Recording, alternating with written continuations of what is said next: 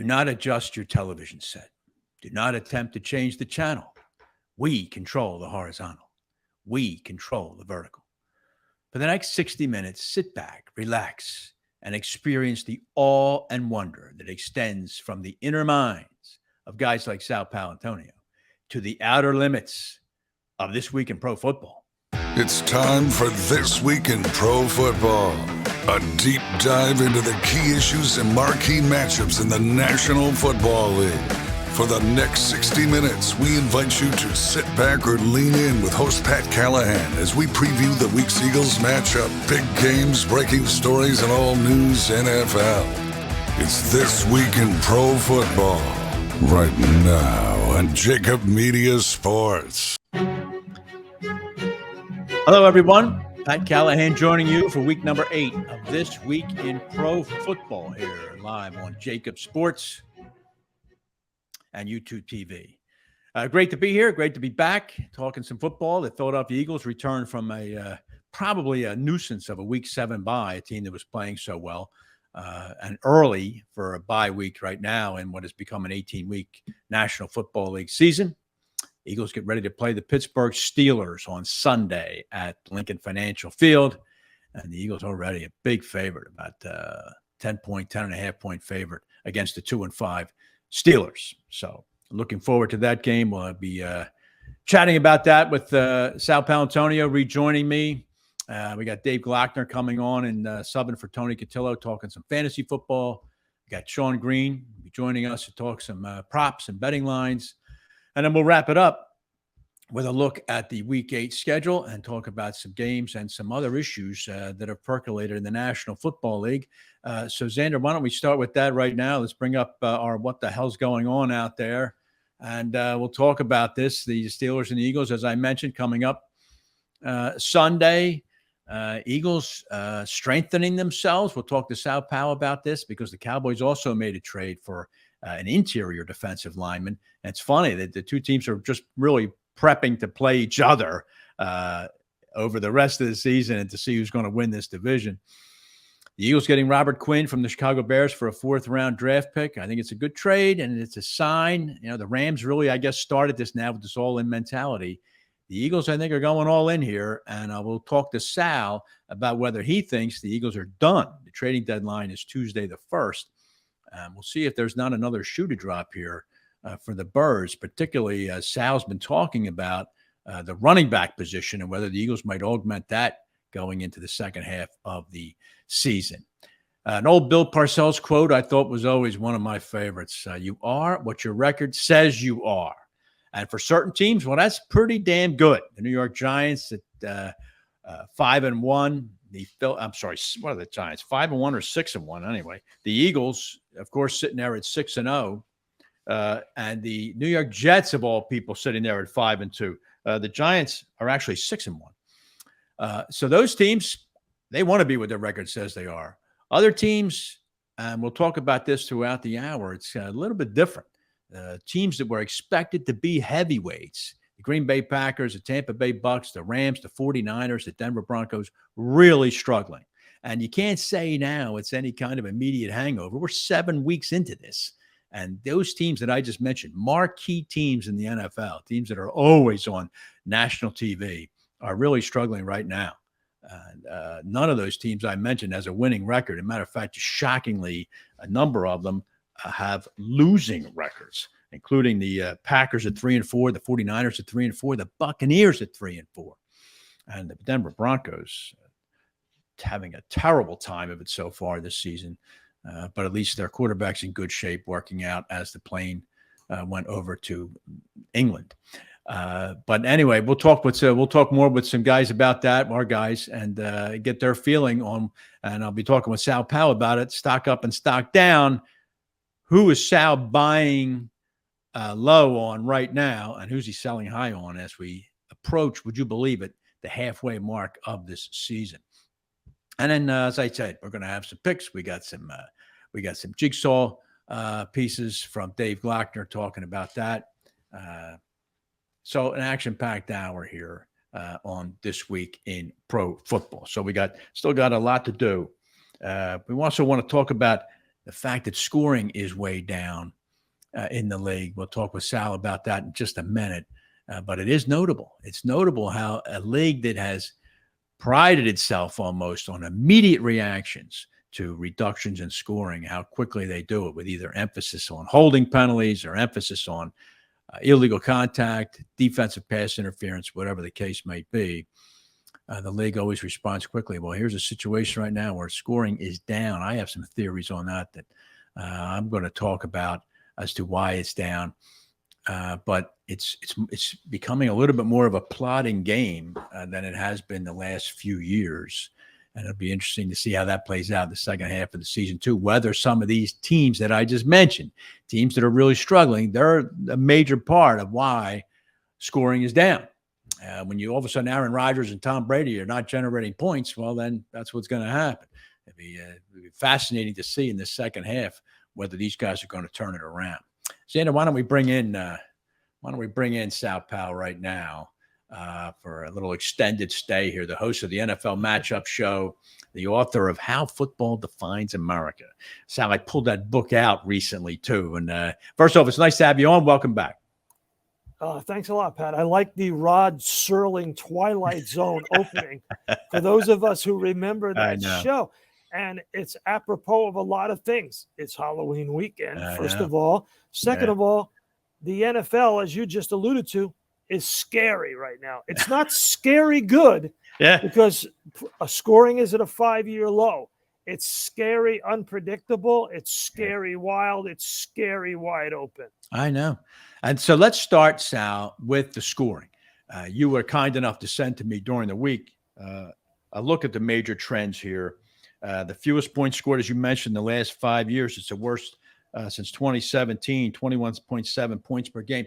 Give me your immediate theory as to why you think this trend has developed so quickly in the first half of this season. Right, Pat. And if you remember, during the COVID year of 2020, scoring was at an all-time high. Why? Because the NFL specifically decided to make a point of emphasis of calling holding, offensive holding, get it down, so that there was a number of offensive holding calls was at an all-time low.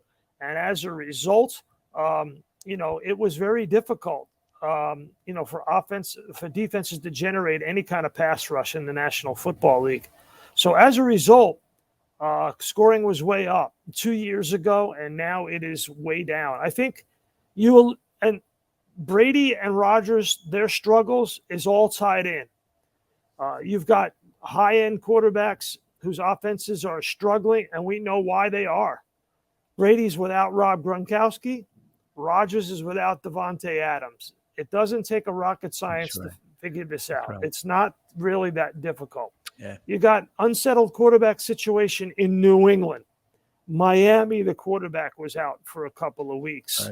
Right. Very, very unsettled quarterback in Cleveland. Deshaun Watson has been suspended.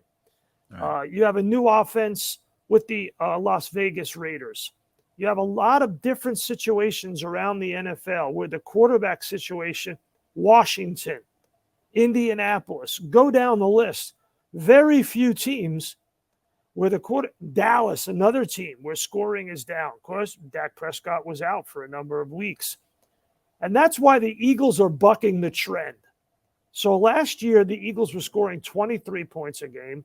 This year, 27 points a game. Why? Their quarterback situation is settled with Jalen Hurts. Right. They brought in his best friend, A.J. Brown. Right. They did basically the opposite of what happened in Tampa Bay and in Green Bay. Yep. Their quarterback got settled, the position got settled, and he got the target he wanted. Yep. And you mentioned it too, Sal, about the quarterbacks. The fact is, you and I mentioned in a prior show about how the league was now overrun with parity. And that's mainly now because these teams have come back to the pack. These marquee teams have now come back to the pack. And it's how I think teams like the Giants, you mentioned now stability of quarterback. Now, the Giants have that, but he's not very good.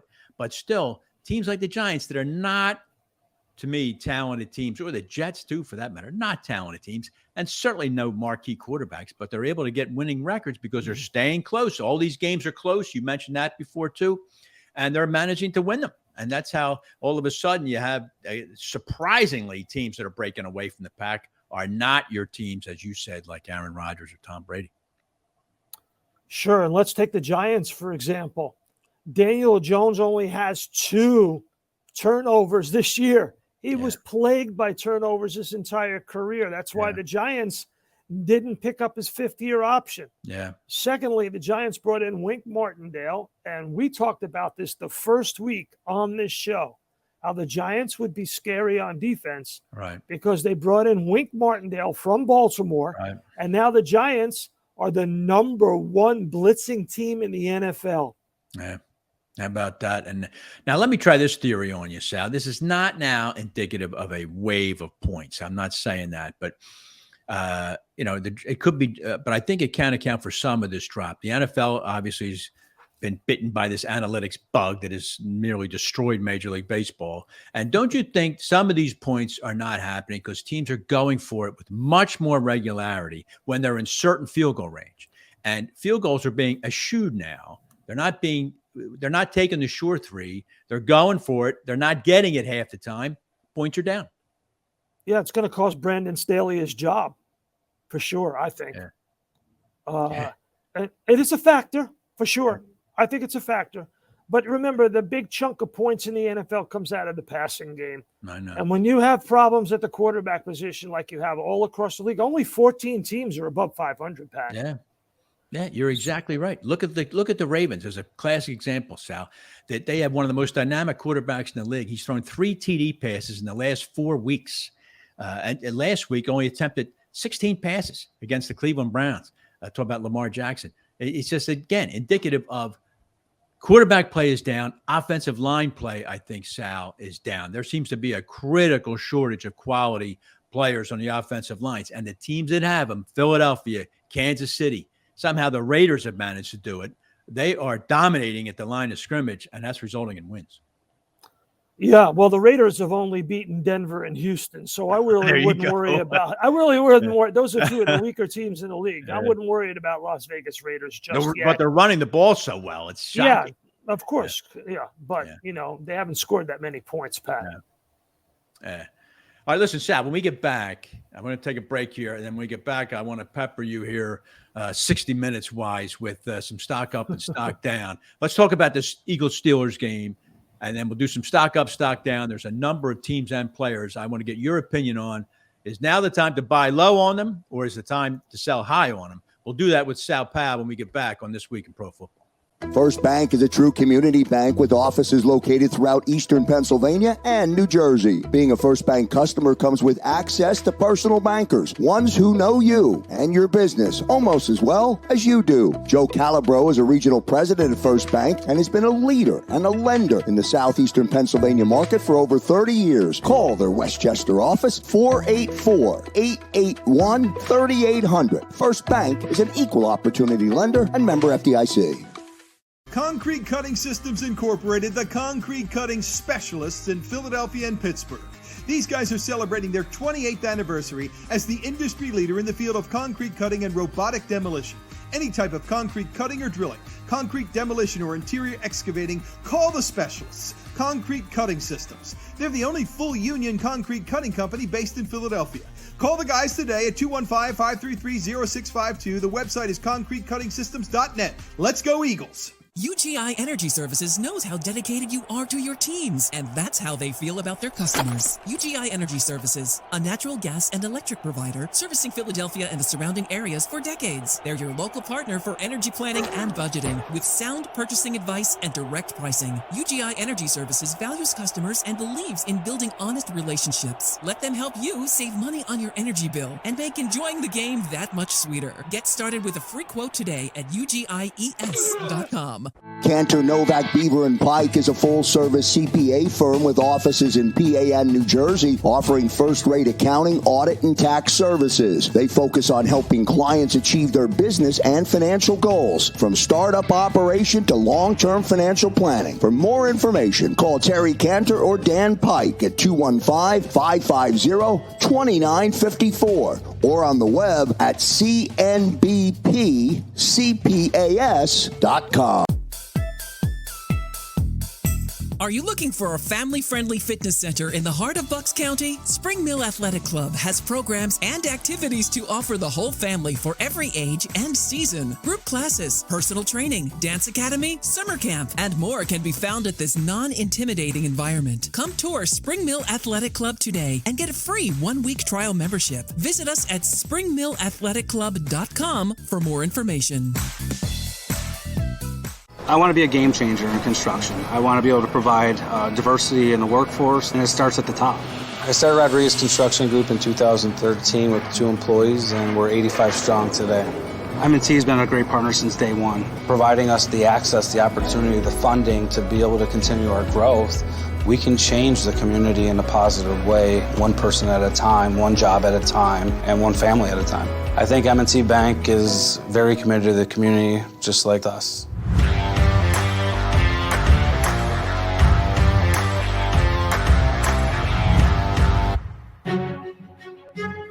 Pat Callahan back here this week in pro football on JAKIB Sports, week number 8, the National Football League, and my great friend Sal Paolantonio joining me here from the NFL Matchup Show, senior analyst at ESPN, and also doing color commentary. Are you lined up this weekend, Sal, to be doing a game?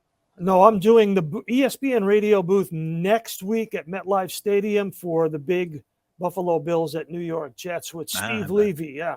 Good for you. A couple of state school kids from New York. Yeah. How about that? A couple of big weekends coming up for Jet fans in the Meadowlands. Next 2 weeks, New England and Buffalo coming in. Yeah, this is the big one right here. Patriots coming. We're going to find out a lot about Patriots and Jets. We're going to find out a lot about Robert Saleh. Right. And we're going to find out a lot about Mac Jones. I was shocked, Sal, the Monday night game. I was shocked at how poorly New England played in that game against, to me, a Bears team that is average at best, and the Bears dominated that game. So you never know. Like you said in the last segment, you just never know this league. It's so wildly unpredictable what's going to happen from week to week. This is a very unpredictable year. I call it the year of living dangerously in the NFL. Well, there you go. All right, Sal, a couple words, if you will, about the Eagles-Steelers game. First off, your thoughts on the Eagles trade for Robert Quinn, and are the Eagles finished, in your opinion, relative to the trade deadline? All right, let's take Robert Quinn first. Rich get richer.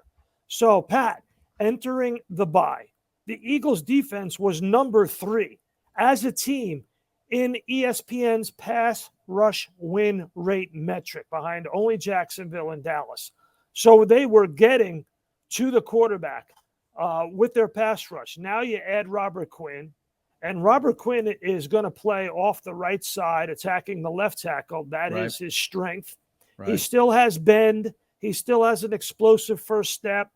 Last year, he was very productive. As you know, the numbers, 18.5. This gives them depth. This reminds me of 2017 when the Eagles brought in Chris Long. Yep. Which segues to your second question. If you remember, Howie Roseman brought in Jay Ajayi from Miami. Yeah. So I don't think that Howie's done. I think he's still looking for more depth at the running back position. Yeah. Again, go after your strength and buttress it. Yeah. The Eagles right now have the number 1 running game in the National Football League. Most rushing touchdowns, best O-line, highest volume in production in terms of rushes. You need another back. I don't like seeing Jalen Hurts as the short yardage fullback. Right. He's the short yardage fullback as your quarterback. Yeah. He's got number 1 on his jersey, not number 45. I agree. We talked about that too. The Eagles should not be pounding him as much as they are. And I think you're right. He might be looking for somebody, because I don't think the Eagles backfield right now, that guy does not exist. They don't have that Jay Ajayi. Sanders is playing terrific, but they need that. You got the quarterback ducking in the crown of his helmet into the offensive and defensive lines, trying to get yardage, and guys are pushing from the back. Yeah. anything could happen. The hamstring, knees, head injury. It's only week 8, Pat. He's got to last till way into January. Yeah, back to the defensive side, the Eagles are plus 12 turnover ratio, double that of the second team in that listing, being Dallas Cowboys at plus 6. And Quinn, if he's good at anything, Sal, he's good at that edge rush, and he is very adept. I remember as a Ram fan, the Rams drafted him. He is excellent at dislodging that ball from the quarterback as he passes them when he rushes the passer. So I think you're right. It is rich get richer. I think the Eagles they're getting themselves geared up. Now, Dallas made a slightly less splashy deal during the week, trading for an interior lineman. Yeah, because as you mentioned in your open, Pat, right? These two teams are gearing up to play one another. Right? So the Dallas Cowboys go out and get Jonathan Hankins, who they know, because they played against him when he was drafted by the New York Giants. And they need to stop the Eagles' interior run game. Jason Kelsey and those two mauling guards. Right. So they get a D tackle. And the Eagles know that eventually they're going to have somebody who can go up and under from the right side, Quinn, and grab onto Dak Prescott, just like Hassan Reddick goes up and under and gets the football from the left side. I know. So you got those two guys who can go up and under and bend and get to Dak Prescott and have a little bit of speed and a lot of flexibility. I think it's pretty good. The Eagles are going to be formidable. Not that they haven't been up till now, but I think that's a great addition by them. And especially because the Bears are picking up 90% of the tab for the rest of the season. That's crazy, right? It's crazy. I know. Coming off their best win in probably 3 years. Exactly. And the Bears are sitting there in that NFC North at 3-4. They're in the mix. They're in the mix for one of 7 playoff spots. For what? $13 million? It's Chicago. It's the second largest media market in the country. Very interesting. I don't know. All right, Sal, let's do a little stock up, stock down here. We're not quite at the halfway mark, but I know you when you're financial guy that you are, you're always tackling. So how about we do this? I'm just going to hit you. I take all my financial advice from you, Pat.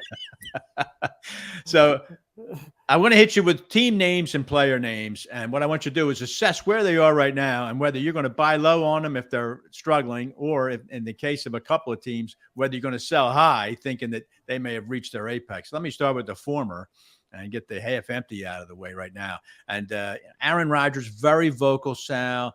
He's very vocal when it comes to calling out somebody else. And he did that after another terrible effort in a loss against the Commanders, saying that some guys got to be benched if they're not doing what they're supposed to do. Is this a time to buy low on the Green Bay Packers, or do you think we might have a systemic problem here? Well, wasn't he also calling out his head coach by proxy? Yeah. Right?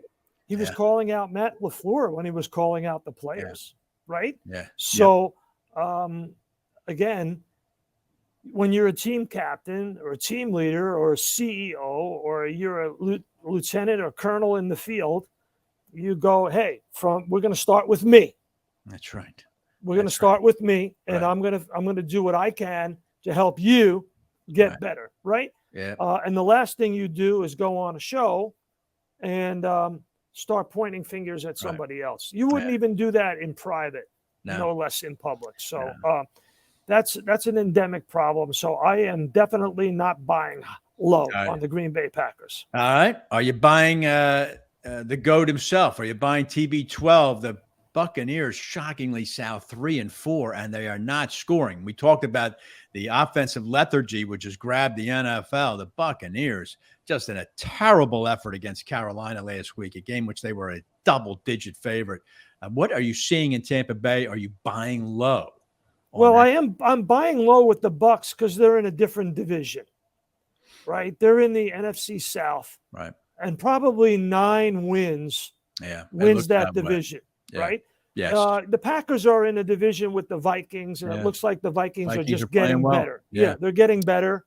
Yeah. And what you're seeing from their offense, and what we're going to show on the matchup show on Saturday morning and Sunday morning, a little preview, little shameless plug, Darius Butler is going to show a new wrinkle that O'Donnell has come up with. in that offense. All right. I look forward to that. I want everybody to watch that show. What are you, 19 years now, right? Is that right? I am 19 years. 19. How about that? Sal, you mentioned the Patriots a few minutes ago. Now, are you buying on them? They sit at 3-4, coming off what I mentioned was a terrible effort against a very beatable Bears team. Now they go to all of a sudden a game that I think Bill Belichick must have marked off as a W back in August. Now all of a sudden looks to be a daunting game. Give me your thoughts on the Pats.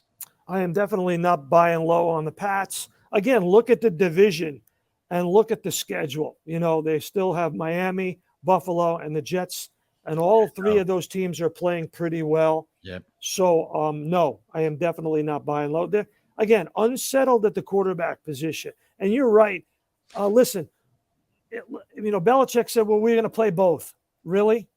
If Mac Jones had 2 touchdown drives in the first quarter, were you going to take him out and put in Bailey Zappi? I don't think so. No, I agree with you. One other name, Sal, I want to throw by, and obviously you're going to sell on this one, but I just think it's worth noting. Matt Ryan signs with the Indianapolis Colts. And the Colts, I'm sure, thought this is an easily winnable division, which it is, the AFC South, the worst division in the NFL. And it has all gone wrong in Indianapolis, at least offensively. Just give me your thoughts on a guy with long and distinguished career like Ryan. It just seemingly, Sal, has been downhill ever since 28-3. Well, I feel for Matt Ryan because he went into a situation that was bad for him. They didn't have an offensive line. Their best offensive player was hurt, their running back. They couldn't get a stop on third down, and he was getting pummeled. They were asking him to do too much for a quarterback of, where he is in his career. Right. So he's one of the good guys. Yeah. Matt will wind up on ESPN sometime at some point, I'm sure, or in the booth. Yeah. He won an MVP, and he came this close to winning a Super Bowl. So yeah, it's a shame. You're right, but it speaks to these quarterbacks are hanging around a long time, and it just something you and I will have to talk about throughout the season is Matt Ryan, Russell Wilson, Tom Brady, Aaron Rodgers. They all have something in common besides being perhaps future Hall of Famers, and that is they're old in terms of football parlance. And maybe they stuck around just one season too long. Huh? Hey, what's that old stuff, Pat? Come on. I said in terms of football players, not the vibrant, youthful, the veneer that you and I put out. What's that old stuff, Pat? I mean, there's an old adage and everything. Don't stay too long. Yeah. Well, there you go. I want you to stay long, though. I want you to keep doing this. This segment flew by here. Yeah. And I appreciate you joining me very much and look forward to talking to you again. We have so much to talk about, especially next week after the trade deadline. I want to hook up with you and see, because I think, Sal, there's some moves coming, not just in Philadelphia, throughout the league. It'll be interesting for you and I to sort that out, all right? Sure. We had an off season with 193 free agents change teams, most in the NFL. So this is the reason why. You had upheaval in the offseason, and so you have unpredictability during the season, and scoring is down. I don't want to go all Sean Green on you here, but this is the 4th straight game Pittsburgh has been at least a 7-point underdog. Wow.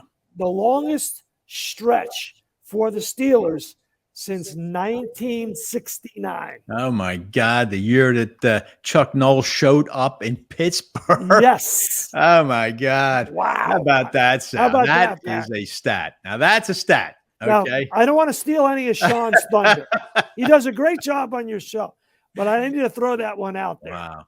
That's something. That's something from Mike Tomlin. There's another example of what's all of a sudden become a football wasteland. It's really amazing how the Mount Rushmore of NFL teams, right? Yeah. Unsettled at the quarterback. I know. Where's the succession plan in Pittsburgh, New England, New Orleans, and Pat?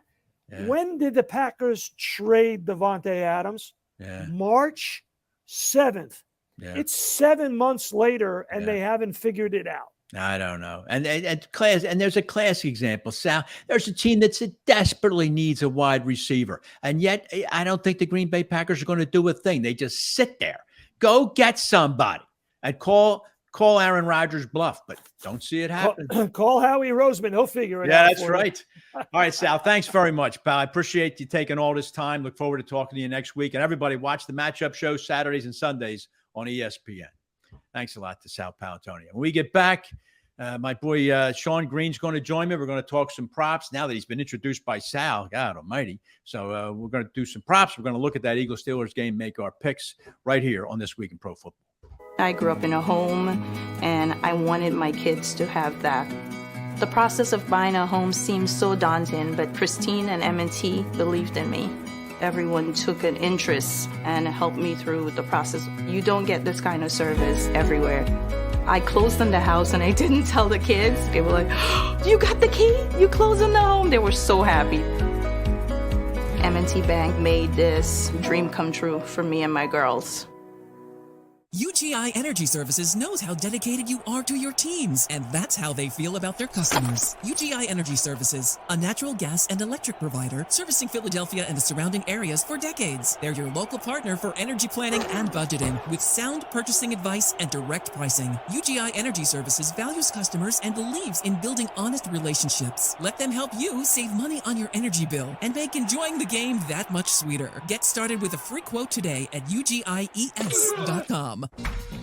At Whistler Pearlstein LLP, we assemble the most effective team to handle all of your legal needs. There are players and pretenders, but our hustle and heart set us apart. In practice now for over 75 years, we're proud to be one of the most prominent full-service law firms in the Philadelphia region. We offer 17 different areas of practice, including business, corporate, and tax education law, real estate, zoning, and land development, municipal law, and litigation. Our top-rated attorneys and staff are laser-focused on client success. We strive to provide outstanding legal counsel with the highest level of care and consideration. Let us show you the Whistler way. Learn more at whistlerpearlstein.com or email Michael J. O'Donohue at mod@whistpearl.com. whistlerpearlstein.com or mod@whistpearl.com. Concrete Cutting Systems Incorporated, the concrete cutting specialists in Philadelphia and Pittsburgh. These guys are celebrating their 28th anniversary as the industry leader in the field of concrete cutting and robotic demolition. Any type of concrete cutting or drilling, concrete demolition or interior excavating, call the specialists. Concrete Cutting Systems. They're the only full union concrete cutting company based in Philadelphia. Call the guys today at 215-533-0652. The website is concretecuttingsystems.net. Let's go Eagles. It was late at night. I was browsing KennedyAuto.com when there was a knock at my door. Hey, baby, what you doing? Buying a car from John Kennedy Ford. Online? I let her in on the secret. KennedyAuto.com makes car buying easy. That got her attention.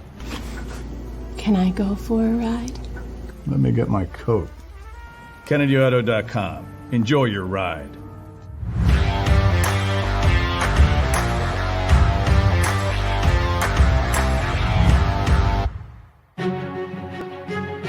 Welcome back this week in pro football here on JAKIB Sports. Pat Callahan joining you week number 8 in the National Football League. Before we bring on my next learned guest, let me throw my trivia question out there presented by the good folks at Kennedy Ford. Will somebody answer this question, please? Let's go. All right. I want an answer. It's gettable. It's a tough one, but you can tweet me at TWIPF Pat, or you can tweet the station at JAKIB Sports. Please give me a follow, please. I can get up to 1 million or so followers would be very much appreciated. The question is this for This Week in Pro Football t-shirt not available in stores. Name me the single season record holder for the Pittsburgh Steelers, most touchdowns in a season.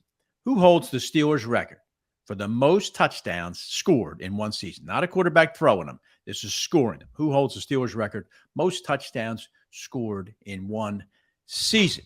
Give me a tweet at TWIPF Pat or the station at JAKIB Sports. Let's bring this guy on who I know does not know the answer to that question. That would be Sean Green from Bet SGPN, the sports betting podcast. Sean, how you doing?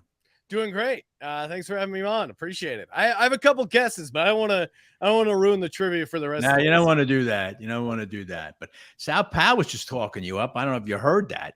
Oh, yeah. I appreciate the shout out. And his matchup show, I think, is one of the best as far as like learning real football stuff. Highly recommend that. I do too, Sean. There's so many shows right now with the guys with the hats on backwards and they're laughing and all that nonsense, and the pregame NFL shows with 9 guys in front of you on a dais, all trying to elbow in to say 15 words. It's ridiculous. Matchup show is really always well done. Let me start with this, Sean. Sal mentioned how scoring is way down. There's 2 things I want you to comment on. Why you think scoring is down, and is it going to stay down? And secondly, why underdogs? Is it because of the lower scoring that underdogs are outperforming this year?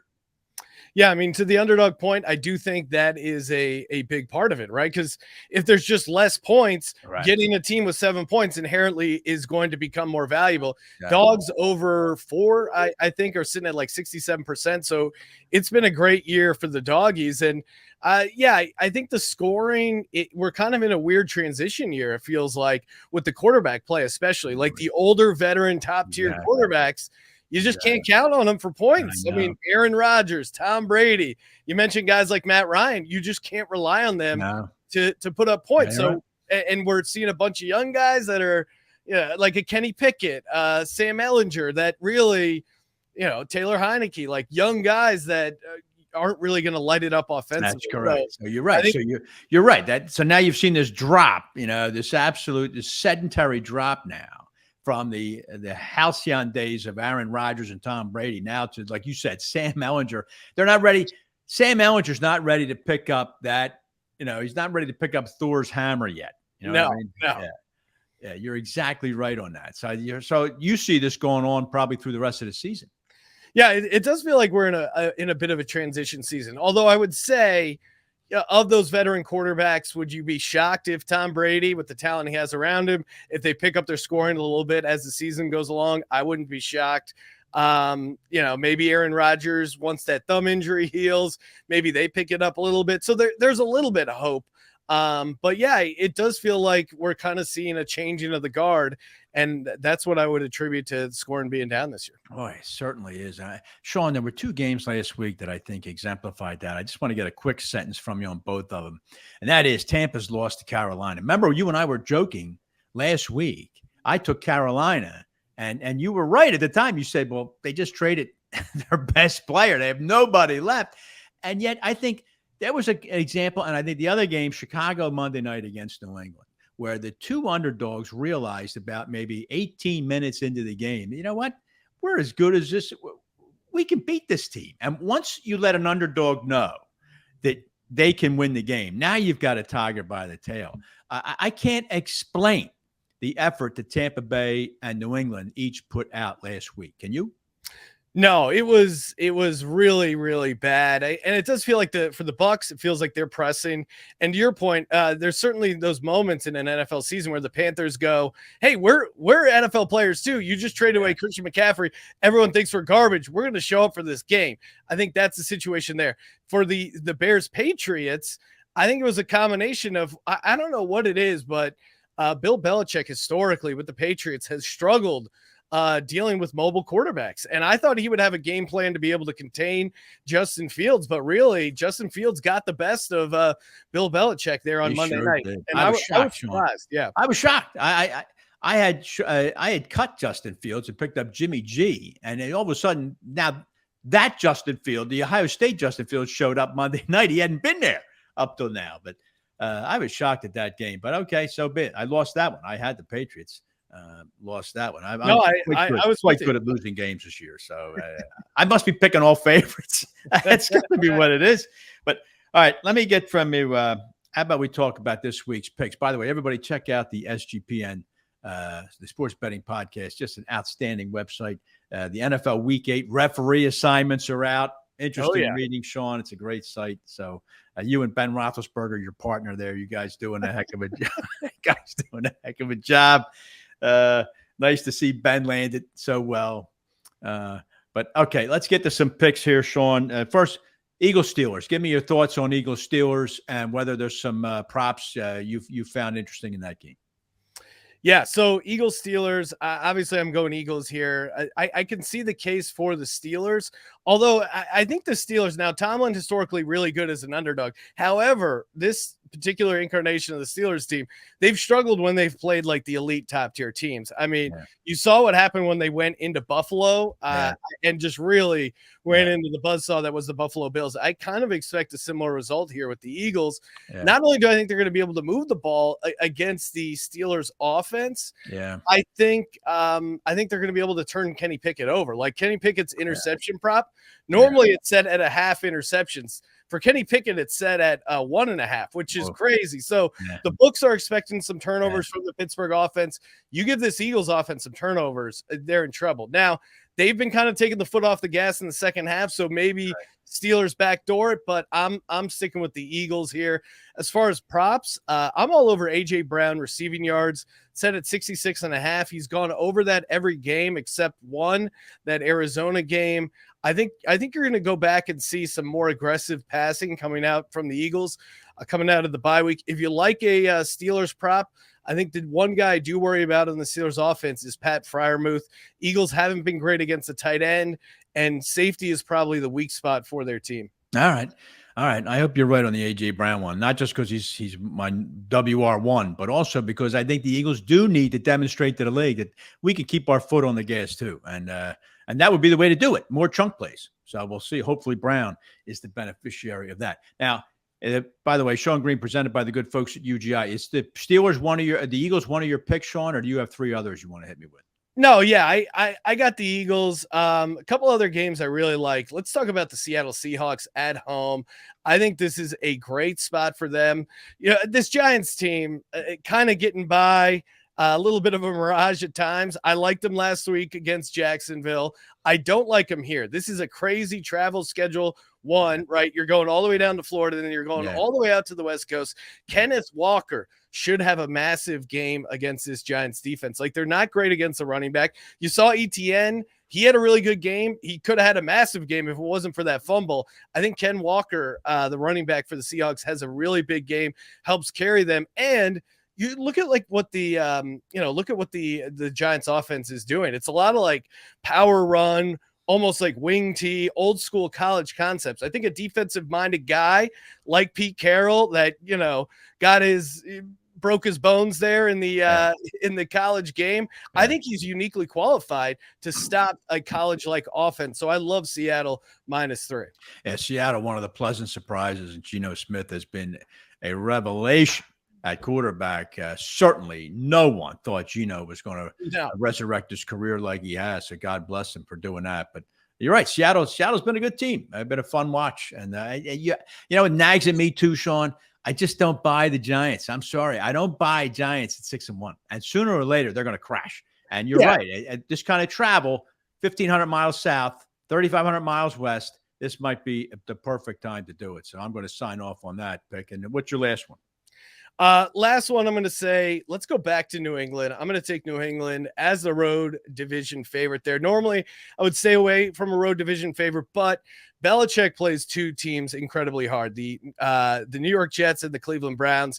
Jets, since he took over in New England, 34-10 straight up against the Jets. Love the Pats coming off a loss, especially as a favorite. Belichick is very good ATS coming off a loss as a favorite. Doesn't happen a ton, but really, again, this Jets team is similar to the Giants in some ways, where you're just like, how are they continuing to win?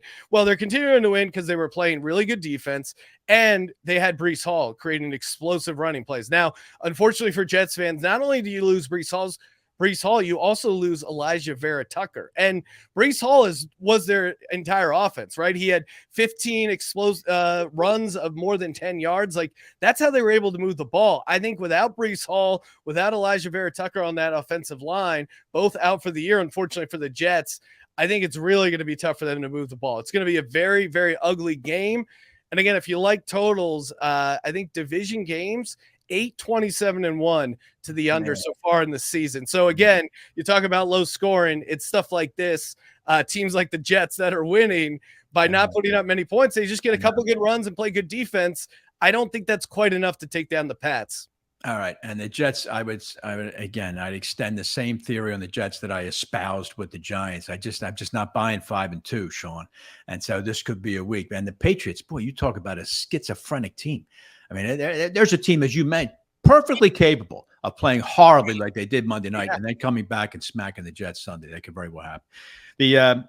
I like Seattle. The other two I like, Sean. I like New Orleans plus 1.5 against Las Vegas. Again, travel is one reason, and I'm not buying Vegas either. I'm not. New Orleans is playing terrible football, but they're going to right the ship at some point. I think they're going to do it here. All they need to do is win by 1.5. Are they getting 1.5, Sean? Yeah, they're a home dog here. Yeah, they're a home dog here, so they don't have to win it all. I think they will against a Raiders team. I think that's more than capable of playing a bad game. And my last one. This one is ridiculous, but I'm doing it because I can do it. It's my show. I'm going to take the Rams as a home dog, and believe me, as a road dog, I should say, against San Francisco, getting 1.5. But the reason why is the Rams are coming off a bye, and I think it's all psychology. I just think they had to have had enough of hearing about the 49ers. And I just think that they'll be juiced to get a pass rush on Jimmy G, and that's all you need to do to rattle him. I think the Rams can pull off a win here against the hated 49ers. I know you'll be rooting for the Rams, you being an LA guy. I know this. Yeah, I mean, this one was pretty tough to call. Normally I'm with you, normally I'm against you because I just like the Niners matchup. But I think what you have going for you as a Rams fan is this is the kitchen sink game, right? To your point, you had 2 weeks to think about this game. You've had 2 weeks of listening to everyone talk crap about your team that won the Super Bowl and is a complete disaster. You had 2 weeks to scheme up whatever kind of defense you're going to pull against Jimmy G. So this is the game for the Rams to kind of get back in their season. So certainly they have the motivation edge there. Certainly do. All right, Sean Green, where does everybody find you?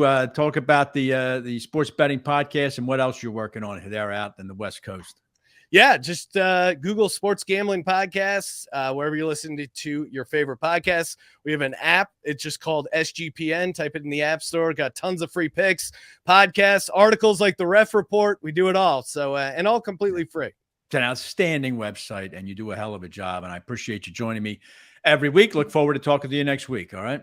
Appreciate it. Thanks, Matt. Sean Green joining me there to talk about some props and some numbers, and appreciate that very much. When we get back, Dave Gloeckner is subbing in for my hated adversary, Tony Cutillo, and maybe we can have a civil conversation about fantasy football as I try and resurrect what has been a pretty ugly season so far. Some big injuries to talk to David about. We'll do that next on This Week in Pro Football. Concrete Cutting Systems Incorporated, the concrete cutting specialists in Philadelphia and Pittsburgh. These guys are celebrating their 28th anniversary as the industry leader in the field of concrete cutting and robotic demolition. Any type of concrete cutting or drilling, concrete demolition or interior excavating, call the specialists. Concrete Cutting Systems. They're the only full union concrete cutting company based in Philadelphia. Call the guys today at 215-533-0652. The website is concretecuttingsystems.net. Let's go Eagles. For the team at Cordasco Financial Network, a part of Mercer Advisors, financial planning is about more than just managing your money. They guide you in making retirement, tax, insurance, and estate planning decisions by creating a plan based entirely on your individual needs. Plus, Cordasco Financial Network professionals work one-on-one with business owners in creating and managing company 401k plans, IRAs, and defined benefit plans. They can help you maximize plan efficiency, ensure full regulatory compliance, and optimize tax obligations. Call 855-558-3500 or click the link in the description below to learn more. Let their team help you secure your future. 855-558-3500. Cordasco Financial Network is a trade name owned by Mercer Global Advisors, an SEC-registered investment advisor. Securities offered through Andrew Garrett Incorporated, which is not affiliated with Cordasco Financial Network or Mercer Advisors. Client experiences vary. Successful outcomes not guaranteed. First Bank is a true community bank with offices located throughout eastern Pennsylvania and New Jersey. Being a First Bank customer comes with access to personal bankers, ones who know you and your business almost as well as you do. Joe Calabro is a regional president of First Bank and has been a leader and a lender in the southeastern Pennsylvania market for over 30 years. Call their Westchester office, 484-881-3800. First Bank is an equal opportunity lender and member FDIC. UGI Energy Services knows how dedicated you are to your teams, and that's how they feel about their customers. UGI Energy Services, a natural gas and electric provider servicing Philadelphia and the surrounding areas for decades. They're your local partner for energy planning and budgeting with sound purchasing advice and direct pricing. UGI Energy Services values customers and believes in building honest relationships. Let them help you save money on your energy bill and make enjoying the game that much sweeter. Get started with a free quote today at ugies.com.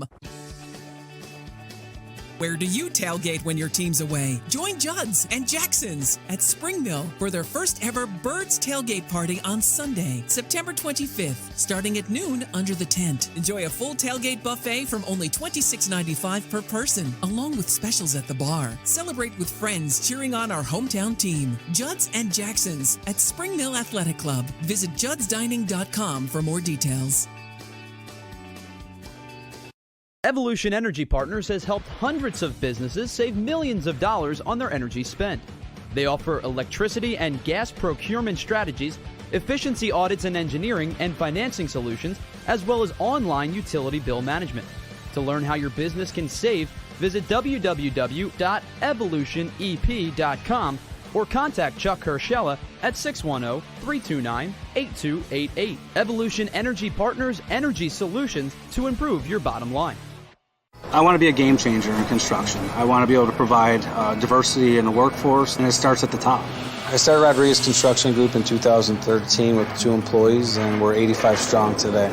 M&T has been a great partner since day one, providing us the access, the opportunity, the funding to be able to continue our growth. We can change the community in a positive way, one person at a time, one job at a time, and one family at a time.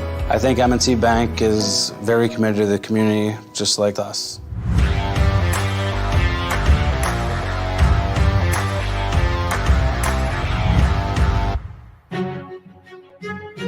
Welcome back this week in pro football. Pat Callahan joining you here on JAKIB Sports. My trivia question is out there at TWIPF Pat or at JAKIB Sports. Name me the season holder of for the Pittsburgh Steelers, most touchdowns in a season. Get a fabulous This Week in Pro Football t-shirt, not available in stores. All right, we've already had an action-packed show here, but we're not done yet. I want to bring on from Win Daily Sports and Heat Ratio Sports. That will be Dave Gloeckner joining me, subbing in for my nemesis, Tony Cutillo. Dave, how you doing? I'm doing great, Pat. Glad to be here and glad to bring some civility, I hope. Yes, some civility. Believe me, if we can do well in this segment, I'll forget Cutillo ever existed, Dave, all right? And I'm in. All right, and I'll tell him that you threw him right under the bus. It's no problem. That's all right. Yeah, we do it to each other all the time. Yeah, no doubt. You tell him that every day anyway. So. All right, look, let me get started. I got a million things, David, I'd like to go through with you, but let me just hit you with these things. Just give me your thoughts, okay? Jamar Chase out 4 to 6 weeks. That news just broke for the Bengals with a hip injury. Tell me what's the effect there on Joe Burrow and the Bengal receiving corps? It's huge, but in a situation like this where the Bengals are just stacked with talent at the receiver position, I think we get a big uptick in mainly Tyler Boyd. T. Higgins, I think, was always, toe-to-toe at usage rate, target rate with Jamar Chase, but he wasn't getting all those explosive plays that Chase was. Now Boyd gets a little bit more of those target shares. I think Boyd goes way up. He's a guy you want to grab if he's still out there. He's only owned in 60% of some ESPN leagues. There you go. Kadarius Toney traded from the New York Giants to the Chiefs. Toney was a first-round draft pick, David, of the Giants, and just a total bust. He couldn't never stay healthy. And the Giants sitting at 6-1, you think they'd be marshaling their forces for a big run. They shipped this guy out for a third and a fourth. And I'm sorry, a conditional third and a sixth, I think was the deal. Dave, your thoughts on, is Toney now viable as a fantasy wide receiver? Maybe not yet, but it is interesting. The Giants feel like they're doing Eagles things. The Giants usually don't really trade. They tend to make the wrong moves. I think this is the right move for their team, even though they are 6-1. Get rid of that pollution in the locker room, because I've heard some things about him, and let the young guys like Wan'Dale Robinson play. I think he was already seeing an uptick. I think it grows even more. But for the Chiefs, look, they still have a lot of action there. Andy Reid's great with developing these players that are troublesome. He is. I don't think they plug him in right away and you get a lot of value, but keep an eye on him. Keep an eye, because they're not getting as much as they would like to out of guys like Valdez-Scantling. So he could fill in that role, but it's going to take some time. Yeah. And I think a guy like Sky Moore, I think, Dave, you can just wrap that up for this year. I think they just got too many, I don't know if Tony's going to really be that valuable in terms, I think, a dramatic player with the Chiefs, because as you mentioned, they just got so many guys out there. I don't know, but what a year this is, huh, Dave? You're in the top 10 this week, and I'm sure you predicted this back in August. Your top 10 for this week 8 would include like Geno Smith and Raheem Mostert, Kenneth Walker, Damian Pierce. Give me a couple guys, Dave, you think this week of the Tyler Boyd Inc., guys you might want to grab that think could have a good week 8. Now, you may already have him, but if you don't and he's on your bench, or if you do and he's on your bench, love Travis Etienne this week. I think he's got a fantastic matchup going out to London, playing the Denver Broncos. Denver is known to have this good defense, right? But it's really on the pass side. Patrick Surtain, complete shutdown, 3rd in defensive pass DVOA. The only way you can really attack this team successfully, especially with the passing game Jacksonville has, is through the run game. Look at Etienne over the past 3 games, 34 carries, 271 yards, almost 8 yards a carry, Pat. It's, if Doug Peterson could just trust it, just a couple more carries a game, I mean, you have 20-plus point potential on Etienne this week. I love him, and they traded away the one guy that could have taken, right? I guess that's the evidence that maybe the trust is there now, that he traded away James Robinson, a 6th-round pick too, Dave. Yes. But hardly anything, I think, for that guy. I was a little surprised they got that little back in return. Yeah, I agree. But last week it even showed 80% of the snap counts went to Etienne. I think they were on the way out looking at the trade deadline going forward. You could almost see it going into last week. So it's Etienne's game, and he's explosive. Just got to hold on to the ball. All right. Anybody else you see on the horizon you think be a good one-off or a streaming play this week? Yeah, you might have already cursed his name a few times, but he came back last week and paid off for you, and that's DJ Moore. Listen, let's have a little faith in the DJ to PJ show, or PJ to DJ, however you want to look at it, Pat. But 32nd pass DVOA, that's the Atlanta Falcons. 32nd overall defensive team. They're last in passing yards allowed, allowing over 300 a game. Burrow had almost 300, maybe over 300 a half. I mean, he was challenging the passing record last week, right? I know. DJ Moore, good too last week. 10 targets. He caught 7 of them, put up 69 yards and a touchdown versus a good Bucs defensive backfield. I think they find a way to get him a ball against this bad Atlanta team. Well, I think too, and they should try that. The Carolina 2 weeks ago played the Rams, and PJ Walker started at quarterback, and it was funny. The statistics showed he didn't throw the ball past the line of scrimmage. I mean, like 90% of his passes didn't make it to the line of scrimmage. I think they fixed that a little bit last week, and as you mentioned, Moore had a good game. So yeah, that's a gutsy one. I appreciate you doing that, because instead of just the usual suspects, it's funny, David. Fantasy this year seems to be dominated by just a few guys. A few guys that are really playing lights out. If you mean a guy like Josh Jacobs, amazing. Who saw that coming? Where Josh Jacobs all of a sudden explodes, while some other guys are really struggling. It's hard to sort them out. It is Josh Jacobs, and that story there with Josh McDaniel. Who could have seen that coming? The offensive genius comes over and plugs in a running game when he's got a new toy in Devontae Adams. So that was crazy. That was crazy. I was Pat, just real fast. I took Saquon Barkley at 9th ahead of guys like Kamara and Joe Mixon in one league, and I got kind of laughed at all night. I think I'm going to have a fun time next year at the draft.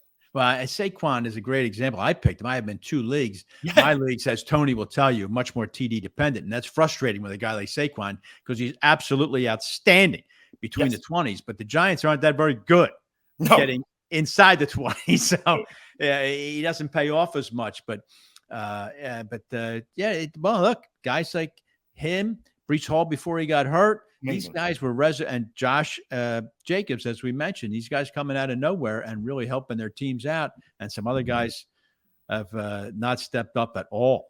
It's as Sal Pao said earlier in the show, it is a crazy year, right? It is. And there's one, let's look at the Rams run game real fast. If you want to talk about something to sit the whole backfield. Darrell Henderson, I have no faith in. But even more importantly, when the Rams play the Niners, they just forget the run game. And I heard you talk about it earlier, how you do like the Rams in this game. I think the only way they do it is through the air. Cup and Higbee had great games against them. Last 4 games they've played the Niners, 60 yards a game rushing. No running back has run for more than 48. Bag that whole back. I know. I probably made a terrible pick there. But it's just a psychology pick. But you're right. The Rams, season-long Super Bowl hangover. Well, listen, Dave Gloeckner, where do people find you at? Tell me where someone can, especially come Saturday, Sunday, with a full panic mode. Where are they looking for you? Yeah, Pat, thanks so much. I am over at Win Daily Sports, where we do Win Daily, standing for the daily fantasy sports, as well as the season long. We have a lot of great articles, models, and I produce every 2-3 times a week on the NFL, as well as college football Sunday mornings on the Sharp app, and I talk on Tony's network, the Heat Ratio Sports Network, where I have a 10-year long running podcast, Fourth and Go, all Philly sports, 4 for 4 plus more. All right, David, thanks a lot for stepping in here. Look forward to talking to you again when we both get together and fire Cutillo, and you can make this a permanent gig. I appreciate it very much. I love the show, and thank you very much. All right. There we go. All right. So fantasy is just as wild and just as unpredictable as the NFL product itself here as we rumble through week 8. When we get back, we're going to wrap it up here. I want to take a look at the Week 8 schedule, some interesting games. We'll look at the primetime schedule, too, here on This Week in Pro Football. UGI Energy Services knows how dedicated you are to your teams, and that's how they feel about their customers. UGI Energy Services, a natural gas and electric provider servicing Philadelphia and the surrounding areas for decades. They're your local partner for energy planning and budgeting with sound purchasing advice and direct pricing. UGI Energy Services values customers and believes in building honest relationships. Let them help you save money on your energy bill and make enjoying the game that much sweeter. Get started with a free quote today at UGIES.com. First Bank is a true community bank with offices located throughout eastern Pennsylvania and New Jersey. Being a First Bank customer comes with access to personal bankers, ones who know you and your business almost as well as you do. Joe Calabro is a regional president at First Bank and has been a leader and a lender in the southeastern Pennsylvania market for over 30 years. Call their Westchester office, 484-881-3800. First Bank is an equal opportunity lender and member FDIC. It was late at night. I was browsing KennedyAuto.com when there was a knock at my door. Hey, baby, what you doing? Buying a car from John Kennedy Ford. Online? I let her in on the secret. KennedyAuto.com makes car buying easy. That got her attention. Can I go for a ride? Let me get my coat. KennedyAuto.com. Enjoy your ride. Johnny Apple's restaurant and bar opened in 2001 and for over 20 years has been serving great food and good times to Bucks County residents, friends, and family. Ideally located at 184 Buck Road in Holland, Johnny Apple's offers a terrific array of steaks, seafood, and daily specials. They also host private parties and affairs of any size. For excellent food, great company, and a relaxed lunch or dinner, check out Johnny Apple's restaurant at 215-953-9900 or at johnnyapplesrestaurant.com. Concrete Cutting Systems Incorporated, the concrete cutting specialists in Philadelphia and Pittsburgh. These guys are celebrating their 28th anniversary as the industry leader in the field of concrete cutting and robotic demolition. Any type of concrete cutting or drilling, concrete demolition or interior excavating, call the specialists. Concrete Cutting Systems. They're the only full union concrete cutting company based in Philadelphia. Call the guys today at 215-533-0652. The website is concretecuttingsystems.net. Let's go Eagles. I want to be a game changer in construction. I want to be able to provide diversity in the workforce, and it starts at the top. I started Rodriguez Construction Group in 2013 with 2 employees, and we're 85 strong today. M&T has been a great partner since day one, providing us the access, the opportunity, the funding to be able to continue our growth we can change the community in a positive way, one person at a time, one job at a time, and one family at a time. I think M&T Bank is very committed to the community, just like us.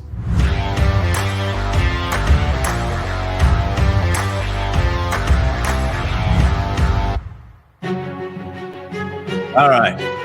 Back here on This Week in Pro Football. By the way, Dave Gloeckner was presented by the great folks at Concrete Cutting Systems. They sponsor my fantasy segment every single week. All right. So as we get ready to wrap up here, just one thing I wanted to mention. Talking about the injuries, we've speculated in prior shows how the preseason now really extends into the first month of the regular season because these players are not playing in the preseason at all, especially your established veteran type guys. And yet we don't really seem to see any reduction in injuries during the season. It seems like the same volume of guys. Half the league is questionable seemingly every week, and more injuries now showing up. And an alarming number of them appear to be injuries from non-contact happening. Last week, J.C. Jackson of the L.A. Chargers suffered a season-ending ACL tear in a game against Seattle. Nobody laid a hand on him. Pete Carroll was the opposing coach, and he raised the alarm this week, talking about it with Pro Football Talk, about how something's got to be done here. And the issue that Pete's talking about is that all the stadiums are different. And there's different surfaces. And as has been mentioned, George Kittle mentioned it, the 49ers tight end, that, the basketball, it's hardwood floor. Hockey, it's ice. But in football, you don't know. You go from stadium to stadium. There's different types now of what used to be called AstroTurf or field turf. Some stadiums are grass, but it's not consistent. And you can see that there's far too many of these injuries. The most notable, we all remember back in the Super Bowl, Odell Beckham grabbing his knee. Nobody laid a hand on him. And it happened to be, curiously enough, the same stadium where J.C. Jackson, as I mentioned, just got hurt. So something the league's got to look at. There's way, way too much capital invested in these players for these things to be happening in such a random way. All right, Xander, if we could, let's bring up the standings, if we could, through 7 weeks of the NFL. And we could take a look at that before we look at the Week 8 schedule here and wrap everything up. But you can see by the standings here that the NFC East, powerful right now, 20-7, the record of the NFC East combined. And yet you look at the NFC South, which is just to the right there, 10-18, the cumulative record of the NFC South. The Saints are very disappointing, 2-5. No one more disappointing than the 3-4 Bucks. So the balance of power just remarkably shifts in one season from what was the worst division of football last year, the NFC East, now the toughest division of football in terms of win-loss records. Eagles are magic 6-0. The Giants, who knows how they're doing at 6-1. The Cowboys lost their starting quarterback for the first 5-6 weeks of the season, got through it at 5-2. Dallas primed to be in the conversation. No Zeke Elliott this week for the Cowboys. Only the fourth game he's missed in his entire career. NFC North dominated by the 2-game lead for the Minnesota Vikings. Nobody saw that coming. Buffalo, I've talked all season long. They're a monster. Green Bay couldn't be going to a worse place to right the ship than Buffalo on a Sunday night. They'll set a record for broken picnic tables in Buffalo that night. Sal talked about the Patriots playing the Jets. Big, big game in the AFC East. The North is very muddled in the AFC. The Ravens at 4-3. Their offense is terrible right now. They seemingly don't have a good offensive line. Trouble for Lamar Jackson. Bengals just lost Jamar Chase for 4 to 6 weeks. That's a big blow. The AFC South is so nondescript. You don't even want to talk about it. Tennessee is clearly the best team in that division. They will win that division. And in the AFC West, I was wrong. The Chargers are 4-3. I predicted they'd win the division. They're not going to win the division. The Chiefs are just seem to be on a bit of a mission this year. They're playing very good football. They went into San Francisco and demonstrably beat the 49ers in a game that a lot of people thought they'd struggle offensively. They're not struggling offensively against anybody. So Andy Reid just continues to be one hell of an offensive coach. and he's got the chefs in great shape there. All right, Xander, thanks very much. We'll take a quick look at Week 8, the schedule. We've talked about a lot of these games already, but prime time wise, you've got Green Bay and Buffalo. I mentioned it's a Sunday night game. That's not good right now. Buffalo, an 11-point favorite, so that's not your Aaron Rodgers-led team of a few years ago coming in there. The doubleheader game Sunday, the Eagles play early, and I think the Eagles are going to demolish the Steelers. I really do. The Eagles coming off the bye, I think they're going to be a tough out, certainly the rest of the way. Giant, we'll see. We'll get stuck with the Giants in Seattle. That is the game we're going to see because it's an NFC East team. So Giants, Seattle could be an interesting game. So I shouldn't write it off so quick. Could be an interesting game.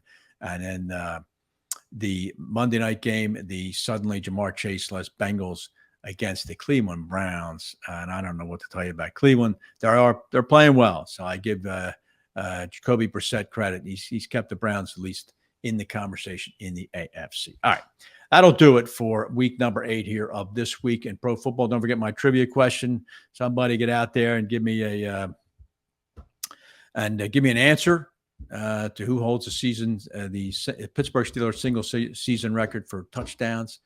And at TWIPF Pat, give me a follow. At JAKIB Sports, give them a follow. And we look very much forward to talking to you again next week on This Week in Pro Football.